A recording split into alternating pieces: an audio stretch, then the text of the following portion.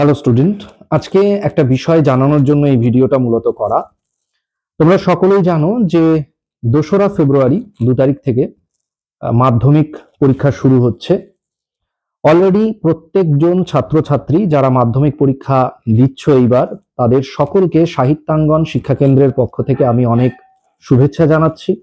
তোমরা খুব ভালো করে মাধ্যমিক পরীক্ষা দাও।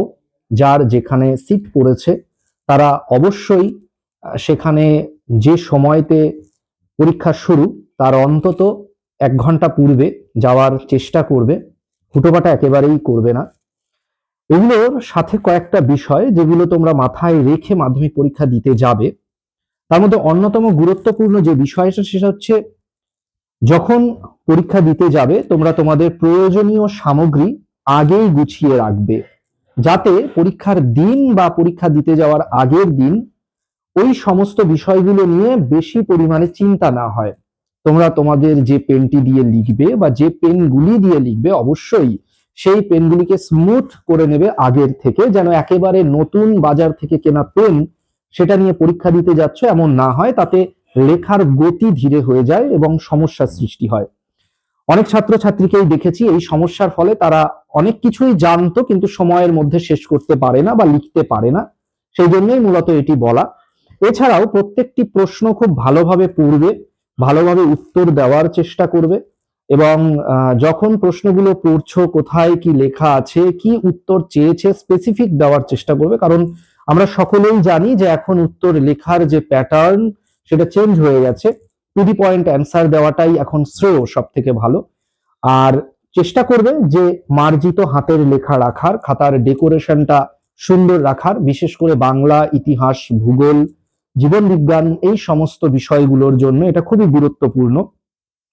পরীক্ষা দিয়ে অবশ্যই পরীক্ষার খাতাটা সম্পূর্ণ একবার নিজে মেলানোর চেষ্টা করবে যে কোথাও কোনো প্রশ্ন বাকি থেকে গেল না তো, বা কোনো জায়গায় কোনো কিছু ভুল হয়ে গেল না তো। আমরা জানি অনেক কিছুই আমরা লিখে ফেলার পরে যদি মেলাই তাহলে আমাদের ভুল ত্রুটিগুলো কিন্তু আমাদের চোখে পড়ে, সেক্ষেত্রে অনেকটাই সুবিধা হয়।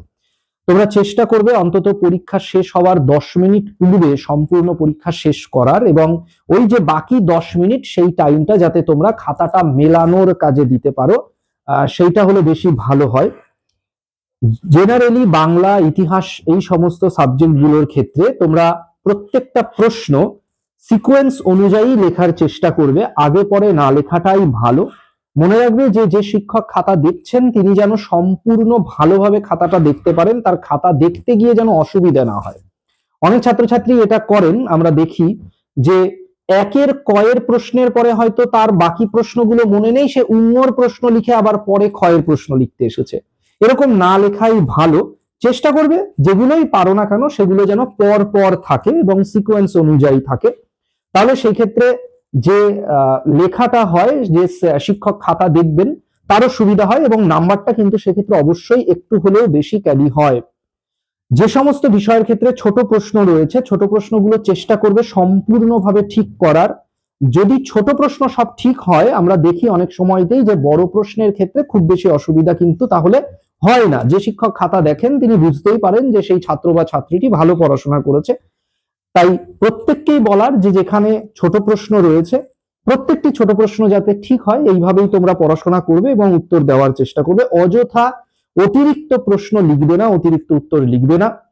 যদি সময় থাকে খাতা মেলাও, খাতার ডেকোরেশন ঠিক করো, এবং সবশেষে যেটা সব থেকে গুরুত্বপূর্ণ, যে খাতা যেখানে তোমরা যদি লুজ সিট নাও সেটা যদি বাঁধতে হয় সেই বাঁধাটা যেন খুব সুন্দর হয়, যেন খুলে না যায়। অবশ্যই চেষ্টা করবে নাম্বারিং করা লুজ সিট নিলে। এই জায়গাগুলো মোটামুটি তোমরা খেয়াল রাখবে। প্রত্যেকের পরীক্ষা খুব ভালো হোক, ভালোভাবে পরীক্ষা দাও, এই শুভকামনা রইল।